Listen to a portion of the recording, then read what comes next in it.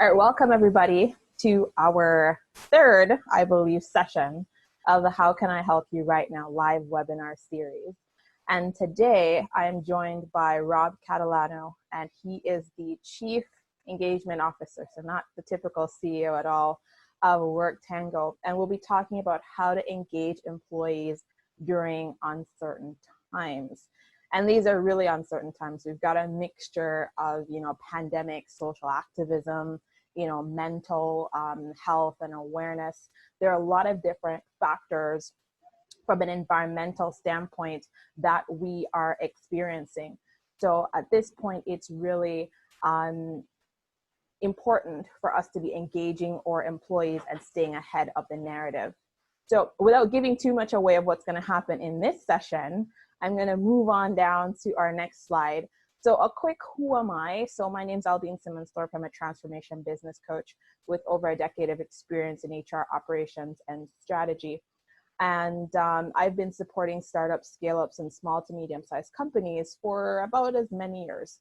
And I've earned that title as a trusted advisor because of my ability to combine strategy, planning, and action to create real results. And I want to introduce our speaker. So I'm typically the host of this series, and I've spoken for the last two. So I want to introduce our guest today, Rob Catalano. As I mentioned, he is the Chief Engagement Officer at WorkTango, and he spent the last 17 years consulting companies on employee engagement while building HR technology and advisory companies. He is most notably named one of the top 100 global employee engagement influencers for 2019. So who better to join us today to talk about employee engagement, especially in these uncertain times, than Rob himself. So welcome to the series, Rob. Thank you. And by the way, that picture is what I looked like before isolation and COVID. So what you're seeing is a complete transformation of what happens when you sit at home for 3 months. Exactly. I hope you're feeling engaged, though. I really hope your team has been doing a good job of engaging you. 100%. Awesome. So at this point, I'm going to be making Rob our host. So he's our guest today. I'm going to hand over the reins to Rob right now, and he is going to, I'm going to stop my screen share as well, and he's going to take us through how we can really engage our employees in these uncertain times. Welcome, Rob. Wonderful. So first off, thanks for having me. I think, in a time where, it's tough to be together with other folks or have certain, communities coming together. It's been awesome to have this community come together as well in terms of, seeing what else is happening in the world of the workplace. We know there's a lot of other distractions out there, but Aldeen, a big, much appreciated you put this on. Aldeen and I we met a while ago at a similar type of community event that we call Innovate Work. So we've been doing this for a while, so it's nice to give back and support some of the communities that you're building as well. So thanks for everyone that's joined so far. It's a nice tight-knit group. Look forward to having interactive conversation and really just discuss the main topic, how to engage employees in these uncertain times. So there was a bit of an introduction that was there. I appreciate that, Aldeen. A couple of other things is that I've spent the last, as mentioned, 17 years helping companies go down this road, whether it's building technology companies, building community companies like Innovate Work. And I even work with two other communities, one in the UK and one in Canada, on helping build the ideas around the evidence around employee engagement and how companies can implement it in their organization. What I want to bring you today is a wisdom of crowds approach. Right? What have I seen and learned, building my own organization? What have I seen or learned in working with hundreds of companies, and kind of take that wisdom of crowds and share that insight with everyone here today. So, my hope is that there's a lot of information I want to share, but there will be time at the end for questions. But, if you want to chime in and ask one, feel free to. I will not be offended if you interrupt. I definitely happy to make it an interaction. And if you instead want to just throw it in the chat, I can have that up and we'll take a look at that as well. So that being said, where I like starting the conversation around this concept of taking employees through uncertain times is this visual here. Now, the best way that I can illustrate what a lot of people are feeling right now. right? There's a wave of uncertainty happening around us, and it's actually, you know, even intensified in last week. You know, Aldeen mentioned not only pandemic, but social activism, legislation changes that are changing the way we approach the workforce or our companies, whether we are leaders or employees. And a lot of this wave is something that we just don't know the outcome, right? So that level of uncertainty has been heightened in many, many ways. Now, what's interesting is a lot of the wave of uncertainty and things we're seeing out there recently, especially with the COVID-19, has all been, you know, about the markets and how it's the worst week on a financial basis, right? We don't only hear about the markets, we hear about, actually, there's been some positive in the market. If you are looking at getting frozen concentrated orange juice, it is the best performing commodity. So some breaking news from BBC here. But we're seeing all these negative responses to what's happening from a market level. And then we're seeing all the negativity at a company level, right? Even the, you know, one of us, you know, Canada's oldest airlines are going bankrupt. Retailers like Neiman Marcus and J.Crew filing for bankruptcy, Uber and technology companies or startups and laying off folks left and right.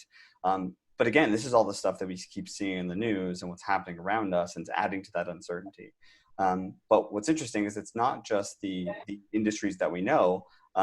This is actually a really interesting site, which you should take a look at. And it's really about all the different industries that are out there and what's happening. Now, this is what's really, kind of rampant right now with the world of COVID around us. But no industry, no world is safe. Now, outside of all these metrics and what we see out there in the news, what I really want to talk about is what about employees, right? It's not just the markets, not just the companies, but it's the employees, the people that make these organizations. And by the way, when you Google employees, this is the first image that comes. And I can't think of a worse image to think about my employees than this one. I thought it was funny. I would put it up here. But at the end of the day, what I want to talk really about today are the people. And how do we make sure we engage them as organizations? Now, what's interesting is at WorkTango, the company that I work with, we monitor engagement on a weekly basis, right? We take a look at this one question: how do you feel about work? And what's interesting is going into 2020, right before this whole change and uncertainty, especially with the COVID situation happened, those green bars represented 100% of our employees responded positively to being engaged at work. We're really proud of that. I have a fantastic, a team that I get to work with. But what happened is when everything changed and it was work from home and it was uncertainty around what's happening around us, the next 8 to 9 weeks, it was only once where we had that similar level of engagement. And that, scares me as a leader in organizations. Now, I'm just sharing to you like the way I look at this and the way, what's happening as a personal story. But what I've seen is we've, at WorkTango, what we do is we help companies understand the sentiment of their employees, whether it's measuring engagement or getting sentiment of employees for anything, right? It could be around, measuring change management or measuring diversity metrics or sentiment around inclusion. But what we do is we also get this really groundswell data and information. What we also saw is in 60 days between March 1st and April 30th, we saw engagement levels on benchmarking all of our customers go down 22%. We saw sentiment from employees around communication go 41%, and company outlook, companies thinking of the future of the organization, went down as well. And the reason why I want to tell this story is that, when we look at what's happening in the world around us and in certain times, I don't know if anyone's seen the Stranger Things show on Netflix. I love it, and I've been binge watching a lot. If you have any recommendations, throw it in the chat because I need to find some more things to binge watch. But in this show, they call this alternate universe the upside down, right? It's an alternate universe, doesn't really exist. And the point I want to make is this isn't the upside down. Like these numbers, these metrics, the sentiment our employees feeling, that wave of uncertainty is real and happening in organizations today, which is really why I want to talk about today a couple of main things. I want to talk about the impact of uncertainty in the workplace and why it really matters to ourselves, whether we are business leaders or employees or in HR or whatever it is, and why it really matters, but then get into some more specifics, 4 approaches in engaging employees in these times. I want to share some specifics around that, as well as, considerations of where you should start. Sometimes you need to come in with the right mindset when it comes to making change in these uncertain times. And other than just, recommendations, I want to get something that people could tangibly take away in the conversation. And then in that time, just some examples to really inspire action at the end of the day. So that's going to be my goal. Again, I'm pretty fluid. I like this being more of a conversation. If there's something on your mind or a question, throw it in the chat or chime in. Happy to navigate through it. But this is really the goal of what I want to talk about today with that prelude of what's happening around us.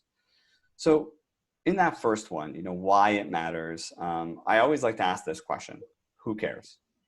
In that spirit of Google, if you search up who cares on Google, this is actually an amazing picture that shows up. I can't depict another image that is better than this when it comes to asking the question, who cares? But I'd like to assume that many of the folks on the call today understand the impact of engagement and why it matters.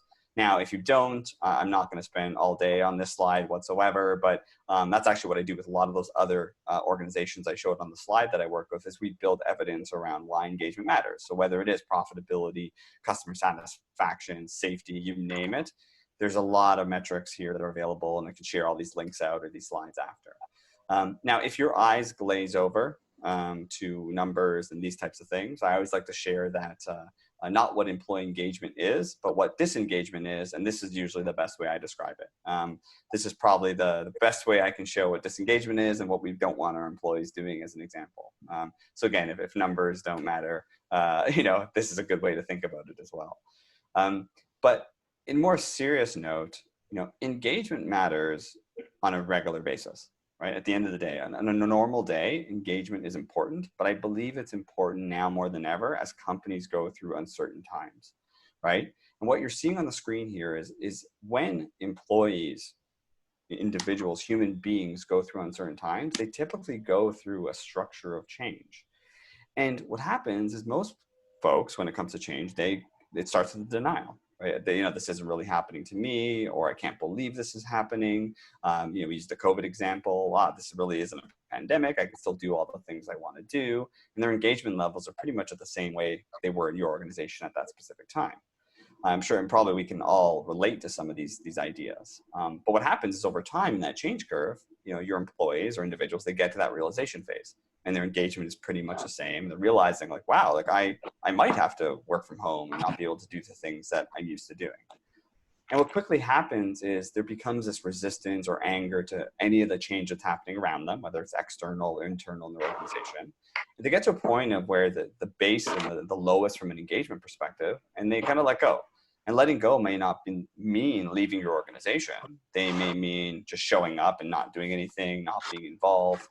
So there's a couple of components around this change curve where this is what people go through. And it isn't until they start searching for opportunities or support or where we can get to a better state until we see it go up. Once they understand the meaning of that change, we start seeing engagement levels stay similar. And then, really when they start internalizing those changes is where you start getting engagement moving up and people are on a path of taking whatever's happening moving forward. So the reason why I would talk about why this is important or who cares is, again, engagement is important on a regular basis to drive success in your organization. However you define success, it could be customer satisfaction, it could be profitability, it could be money you're raising for charities, whatever that is. But again, during these times of uncertainty, it gets even more challenging given what you're seeing here. I don't want to use the concept flatten the curve, but the idea is in this idea of flattening this curve and getting people through engagement and through this time, that's really what I want to focus on, right? And the second part of the discussion today is how do we engage employees in these times? And I want to walk everyone through 4 approaches. As I'm talking, I want to apologize if it's loud in the background. The pleasures of living in downtown Toronto is they put up buildings all around you, and I'm hearing wonderful noises in the background. So hopefully it's not too distracting. But I think as we all work from home, we're all used to those or children running in the screen or those types of things. So hopefully it's not too distracting for you. We're all good, Rob. Awesome. So I wanted to get to the meat of the conversation today and those 4 approaches. But the first approach, and again, this is a lot of the data and concepts, and I think will be relevant whether you are an individual employee, a CEO, an HR leader, a big company, a small company, it doesn't really matter, but I've seen organizations see impact with these different approaches. And the first one is the concept of there's no such thing as over-communicating. When there is uncertainty, you need to bolster communication, period. And what I want to share just a few points on really how to approach this and do this, because communicating just sounds like a simple task, right? We're going to communicate to our employees, but I want to share the approach organizations are taking. And the first part is it's the concept of just being honest and transparent, right? I mean, if it's not part of your company values, you're not doing it today, then now you need to embrace them and exemplify them more than you ever have in the past. You know, and really good example. I mean, even at our organization, if people are unsure of what's happening, we show them everything. We show them every number in the organization, what, you know, what's working, what isn't, conversations around that. We'll get a little deeper into that. But also it's not just about honesty and transparency, but the impact it has in your organization. There are a lot of studies out there. And by the way, if you've never seen the Neuro Leadership Institute, it is awesome. They have some really great research. But what they talk about is management transparency is the most significant predictor of employee happiness, right? Leaders are seen as more trustworthy, are more effective in terms of a lot of the research out there. So in that idea, it's really being open and honest about what's happening at that time. Like, think about that wave of uncertainty we saw earlier. If an employee isn't understanding what's happening or the reasons behind it, again, they're just that wave gets larger and larger, and they're more uncertain, not knowing of where the organization or their team may be going. Now, what's interesting, it's not just about being honest and being transparent, but it's also not stopping at the what. And what I mean by that is a lot of organizations, they'll just start communicating and saying, this is what we're doing, or this is what the decision was. But the point about not stopping is what is you have to give the why. You have to give the context, right? We have organizations that are actually, you know, they've kind of dropped salaries for salaried workers. And if you just announce that, but didn't talk about the impact that had from a budget perspective and how you could keep your part-time workers by doing that and the whys around it, it's not a really good message. GE actually just went through that whole process. But especially in a small organization, right, you need to understand why these are happening. So again, communicating what's happening isn't enough when it comes to that from a transparency perspective.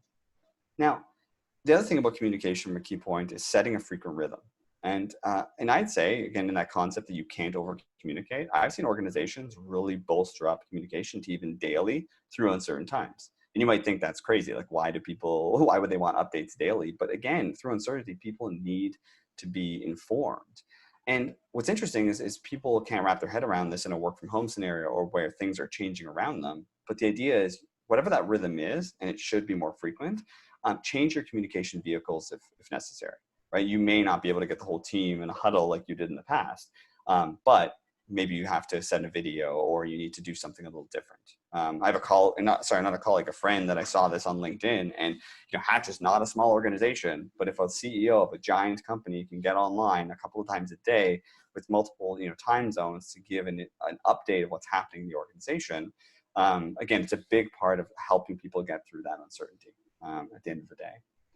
Now, those top three are interesting, they work, but the biggest point on communication is you need to remember communication is two-way, right? Just going and being honest about what's happening and not stopping at the what and doing it frequently every single day, at the end of the day, it's good, but it's not going to provide employees what they need to get through this level of uncertainty. So communication is a two-way thing. And what I wanted to share was, how do you make sure you can bolster this into this communication process during this time? And the first thing is you need to promote dialogue to build understanding, right? Just communicating and just the what isn't going to promote dialogue. And one thing I've seen other companies do, and I do internally at our organization, is every week we have what we call an Ask the Leader session. And what that is every employee, whether it's on that on that pulse that was anonymous or in person in our weekly company conversations, can ask the leaders anything. Right? It allows us to understand what's on their mind. We can answer those, but now they're part of the dialogue, right? The changes that are happening during an uncertain time isn't being done to them, right? They're part of the conversation. And if there is uncertainty on an answer or the why, you can actually have that discussion. And I think that's really important to building that vulnerability. It's a good way to have that conversation and keep them a part of it. Now, the second part of communication is you really not just need to communicate and understand that dialogue, but elevate employee listening. What I mean by that is, what's interesting at WorkTango, that's what we do, is we measure engagement and we measure feedback for companies, but we have never been busier. In the time of uncertainty, a lot of organizations are trying to understand, what does this mean to the employee, right? How are they feeling about what's happening with COVID? How are they feeling with the current issues that are happening right now from a social perspective? Now, when you enhance that, now you have an understanding of what they're thinking, what they're feeling, and can be able to easily adjust or dig a little deeper from that perspective. Now, the other part about communication and from a two-way perspective is you need to adopt an inclusive approach to planning.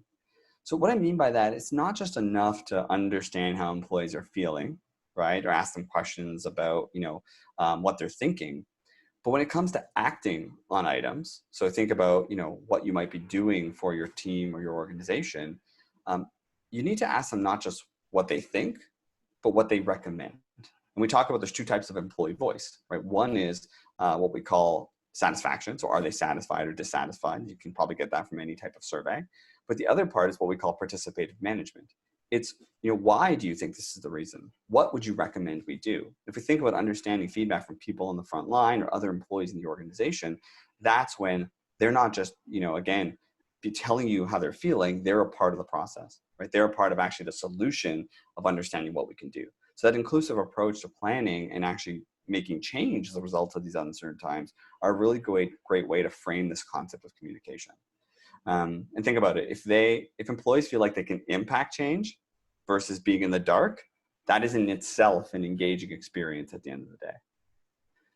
So that was the first one, right? In terms of what great companies are doing to engage people through uncertain times. The second is you need to adapt and not change or stop your engagement rituals. So at the end of the day, don't throw your book out in terms of what you're doing today to engage, again, your teams or your organization, because those things are still relevant. They just have to change what's happening with what's happening around you. Now, a couple of points on that is first is, and many of you have probably already done this, but it's a simple process. Just identify what rituals or programs that are disrupted in what you've done today, and just find alternate ways to make it real, right? I know that some organizations used to have people together for those types of meetings or get-togethers. Okay, well, we found a virtual way to do that online. Maybe, we used to have a quarterly review event. We brought everyone in from every country into the WorkTango team, but we can't do that. We found new ways to kind of make that virtual. The idea is that if you understand what's disrupted, you're going to have to find and plan just alternate ways to make them real, whether it's online, other structures, other ways people are involved as well. So sometimes we just say, we can't do that anymore because the situation's changed around us, but you do these things for a purpose today to build that level of communication and engagement. So again, don't eliminate them, just change them in the current environment. Now, the other part about it is try to just be creative at the end of the day. And if you can't do what you used to do, again, make the best of the current situation that you have. You're seeing, and again, probably all of your LinkedIn, screens are littered with things like, how are we making lemonade out of COVID-19, having people's kids online, or, who they're staying home for. And I think if you add another element and interactive, again, this is engaging to an employee. They're not just going through the motions of doing the same things. It's something that can capture their attention at the end of the day. And when I talk about be creative, everyone says this is just, this isn't just a leadership or HR initiative. This could be any employee in the organization. And I would say encourage those things to not just adapt what you're currently doing, but maybe there's new things that you weren't able to do as well. A good example at WorkTango, again, everyone's remote right now. And we had an employee that said, hey, have you seen those 73 questions, pop culture videos out there? And I've never seen them because I have no idea what's happening in pop culture. And if you haven't heard about this, they basically go to celebrities' houses and they have a camera follow them around and they answer questions about their life. So one of our customers or one of our employees said, well, why don't we do that for our team? Whether we have new people being onboarded and want to learn more about our colleagues, seeing them in their home environment. If anyone wants to volunteer, they can do that. And again, it was just a creative way to know our folks or know new employees that we had never done before and adapting to the way that we interacted with people. So kind of the major point there is not just being creative, but you don't have to always be creative. Other people have great ideas or recommendations that can help make this possible as well. And the other thing too is sometimes this doesn't lend itself well to certain environments. Like companies are in healthcare are really busy right now and don't have the capacity to do those things, in the office or at home or really tired. But maybe they just record a video when they have time and it's on their own time and not having to get onto a company meeting to do these types of things. So just a couple examples in terms of that creativity that's required to make the best of the situation. Now, outside of this concept of adapting your current engagement processes. In the spirit of doing something potentially that's engaging, that's net new, it's rallying and unifying for a much bigger cause than what the organization's purpose is already. So we're seeing examples of this all over, whether it's Crocs sharing free pairs for healthcare, Krispy Kreme doing those types of things. It goes on, whether it's Hertz providing rentals or Starbucks giving free coffee. But the idea is a lot of these companies said, how do we rally our employees to do something for a bigger cause? And all these are very specific to COVID-19. And that's not the only uncertain time that we could talk about.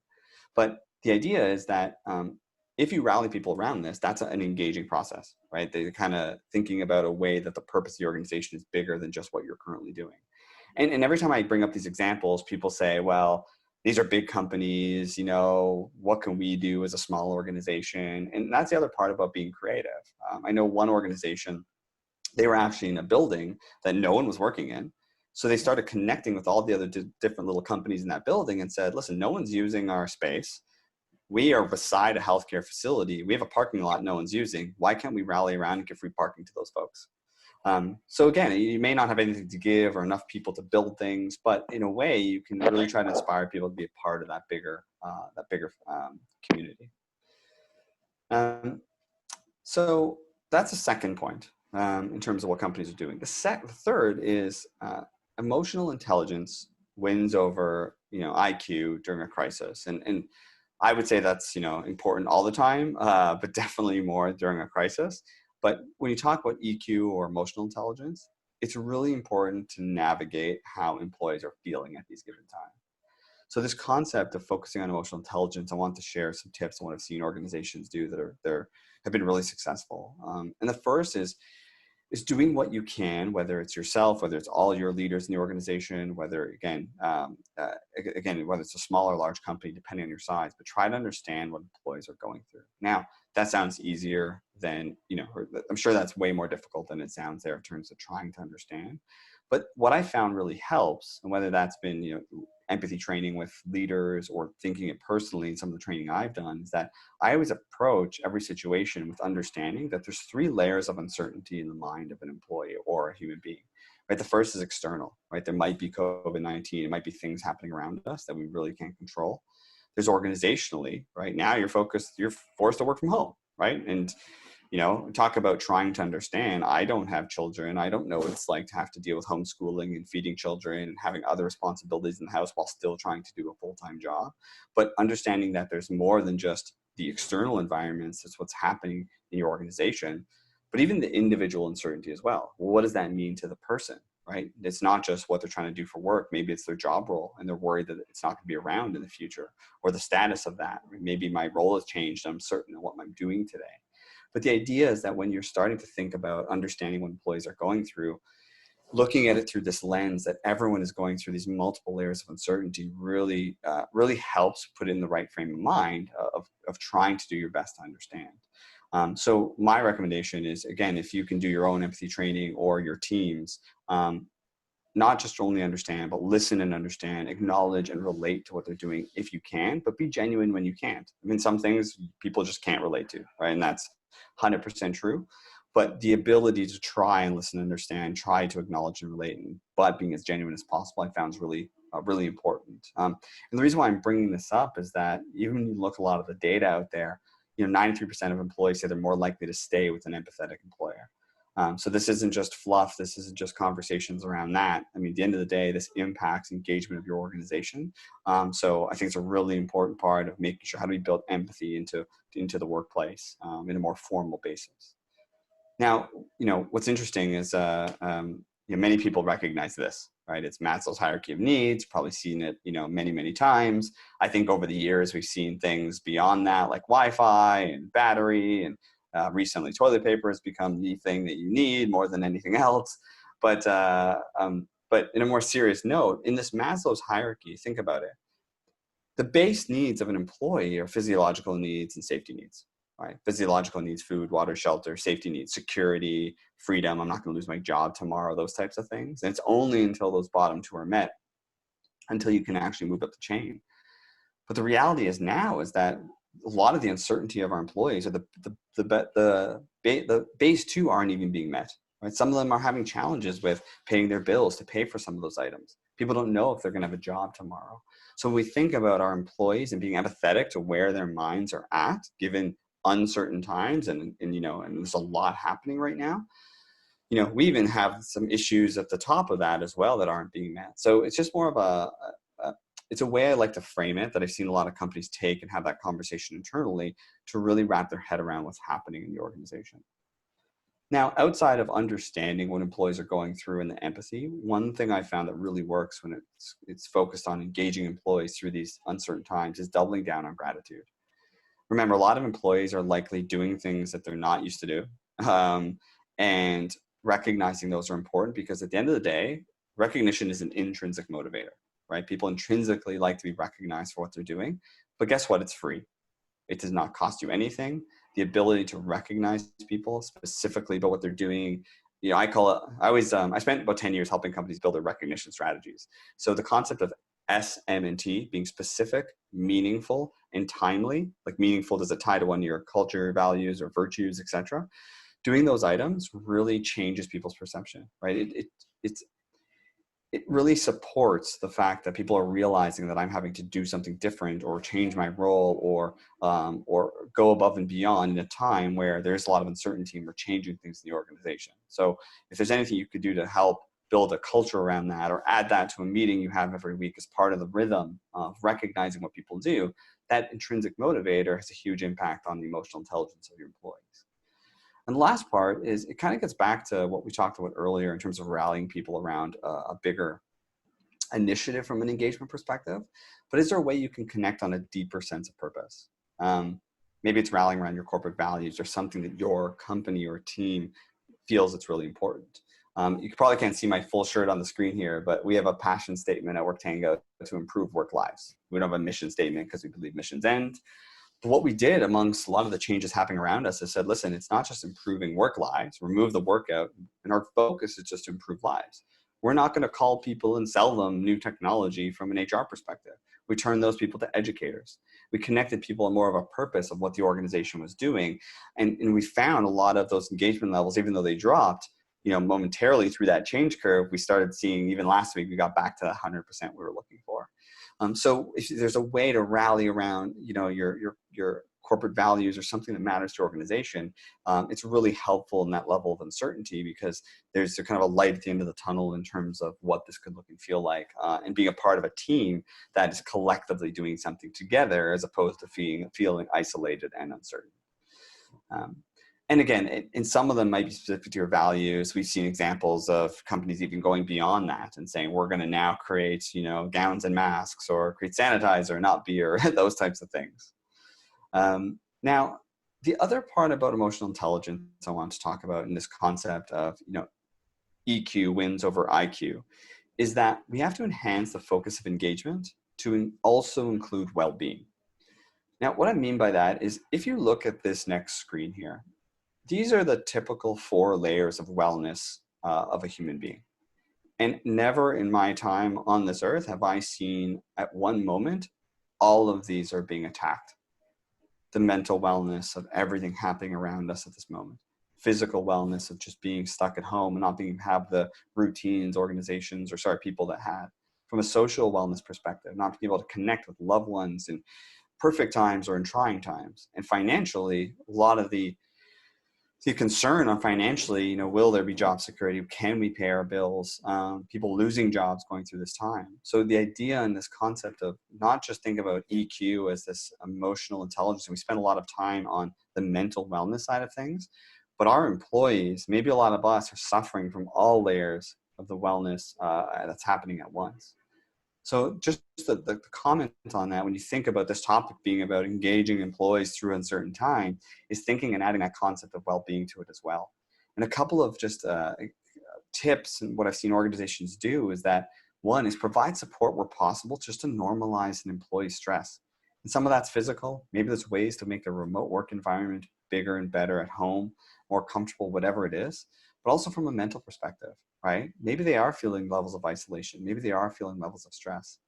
So wherever you can support these folks, whether it is that, empathy training, or providing expertise to come in, or thinking about a way to get people to leverage your ERP program or whatever it is, checking in and reaching out and seeing how they're doing, this is going to be important. Remember, our employees, they're going to have to bounce back from all this and come back to the workplace, and we need them. And this whole mental health is important through this process. So just thinking about their well-being is also super important at this time. Now, because of all this, a lot of companies, and one of my recommendations is be flexible, right? I'm actually, I'm embarrassed at what's happening in organizations where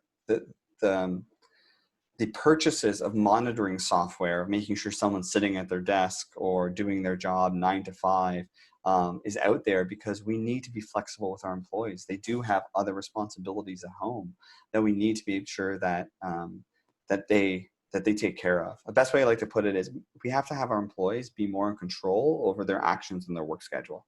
So if you're flexible, again, employees will recognize that, have that flexibility, and coming out of uncertain times, that's where rubber really hits the road, right? That's where they realize that people care about your well-being and are willing to give that back to the organization. And the last part I kind of mentioned is just checking in and staying connected, right? It's whether it's, mandating your leaders to have check-in conversations, whether it's just that quick discussion, that's really important to make sure people aren't feeling like they're in this alone, so to speak. A really good example of this concept of engagement and well-being comes from an organization that I kind of came across in one of my people groups. What they did is they said, sometimes people don't want to have the conversation. And sometimes you don't want to put people in that situation and they're not comfortable sharing it. So what they did is, for all their company meetings, they gave virtual backgrounds to their employees to say, you know what, if it's a green, we know you're good. If it's a red, we get it that you're not 100% today. No one is. And that's okay to not be 100% or not be at your best. And maybe it's a red where, we can help. Maybe it's a red at the top where, don't ask me about it. I don't feel like talking about it. So people are able to show up to work, right? But still, and there's other colors and things that they have in terms of how people might be feeling. But it was just an example I thought that was interesting where, that gesture of saying, listen, we get that we don't expect you to be 100% given all these things that are, impacting your well-being across the board. It was just something you could possibly use in your organization as well. So that was the third one. EQ wins over IQ most times, and if not, definitely in a crisis. And the fourth part of it is leaders are the most critical, most important kind of ally that we can have when it comes to the world of crisis. And what I mean by this in terms of the concept of leaders is that we need to be clear about who's accountable for the engagement of employees when it comes to these uncertain times. And the point I want to make on this is that this isn't an HR issue, right? And again, you might be in HR, you might be a leader in your organization outright, but if you're a CEO of a company that says, this is HR issue, this is your issue at the end of the day. And I work with a lot of HR, and I know there's some HR folks on the call that I see right now, but too many companies look at a business strategy, an HR strategy, a crisis strategy, and it all just lines up that way. But at the end of the day, you have a business strategy and you have a people strategy, and they mesh together, right? And this isn't an HR thing. This is every leader in the organization, every leader that's an impact on people. These are the people that are actually going to have the biggest impact on engaging people throughout these uncertain times. Now, a couple of points on that is just outside of being clear about who's accountable, I think it's really important to bring your leaders together and align them. And that might be 3 people, that might be 30,000 people. But having people understand what this is about, why it's important to engage people, walking people through that process, that alignment is really important to make sure people have the same mindset through these times. Again, you'll get more buy-in if they're part of the discussion and the decisions when it comes to how we're going to impact things during these types of times and changes that need to be made. And again, I mentioned it, but be explicit about the focus on empathy, right? And I would recommend, whether it's training or helping them understand how to approach these conversations or discussions, that's a super important process that I recommend organizations do if you can, or give them the readings on it. And what I see a lot of companies doing is not only promoting, but mandating one-on-one conversations with employees, really understanding this isn't a check-in on your performance, this is a check-in on you, right? How are things? What's standing in your way? My goal is to remove barriers, do whatever I can to understand them. And then all this information is a part of a larger plan to make sure the employee experience is better through these trying times. So again, the point here is if you're a medium, large size company, as an HR leader, you can't go and hold everyone's hand and know the needs of every employee. Even at a company that's 50 people, you may not have that many individual relationships as the CEO. But when you can lean on your leaders and understand that it's part of their necessity to get through this, it makes a big impact. And I'm not going to go through all the metrics. Great leaders make a difference versus poor leaders. What you're seeing on the screen there is companies that had high satisfaction rates, had high leadership effectiveness scores as well. There's a lot of correlations out there when it comes to this, but it does make a huge impact when it comes to the numbers as well. So quick summary: over communicate, and not just one way, both ways. Adapt and stop your engagement rituals and see if there's anything else you can rally engagement around. EQ wins over IQ, hands down. And the last one is leaders are critical, right? This isn't an HR issue at the end of the day. So when we started, I mentioned I would talk around 4 approaches to engage employees, but I also talked about where we would start. So I want to quickly give 4 places to start before getting into some Q&A and some conversation. So really quickly, the first thing is actions speak louder than words. But that concept of do as I say, not as I do. If in this COVID situation, you're telling employees not to go to work, but your executive team is there, or you're there, or your HR team, or whatever it is, again, people are not going to, it's not going to sit well with individuals. And it's definitely going to disengage them, right? That concept of telling me what I need to do when you're not following that. We need to be leaders at these times. So really, be careful of what we're communicating and make sure we lead by example. The second thing to where you can start is lean on your community. I have an HR community that I sit. It's called the People group that I get recommendations all the time.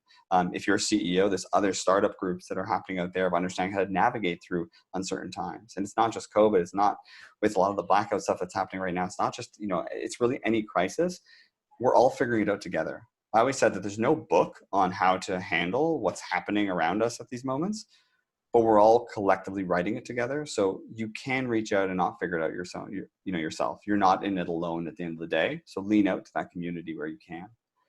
Third thing I want to mention is throughout all this uncertainty, trust your employees, period, at the end of the day. And one little exercise I like to put people through is that, if you were to take the number of employees in your organization today and multiply that by 35,000, you'd end up with a pretty large number, right? So maybe, I don't know if you have a calculator on your phone, but take how many employees you have and multiply that number by 35,000, and you're going to get a number. So let's say you're a company with 500 employees, that's 17.5 million.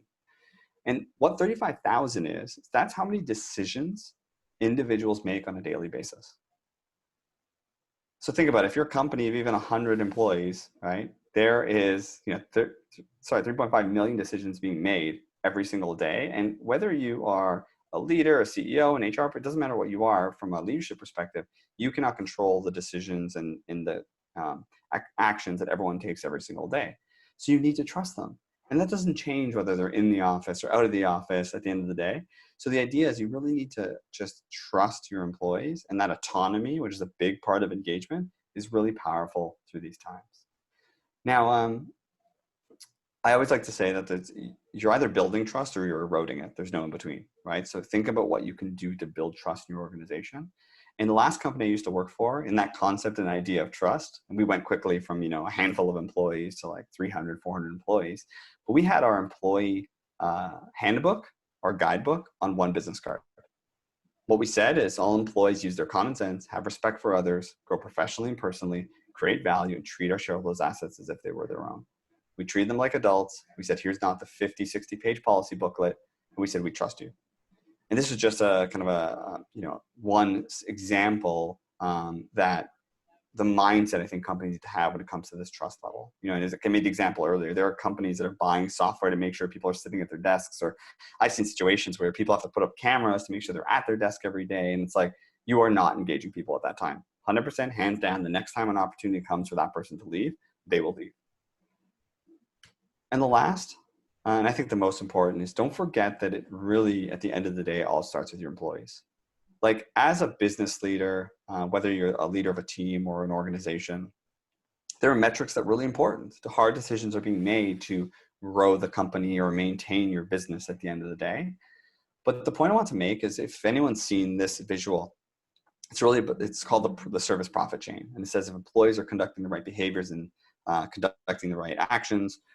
Then you'll see happy customers, and when those customers are happy, they'll come back, and then you'll see your shareholder value, or however you define the success of your organization, go up. But a lot of companies, what they make decisions on are the right side: shareholder value, customer satisfaction, and but the reality is those are outputs. You actually can't fundamentally change those tomorrow.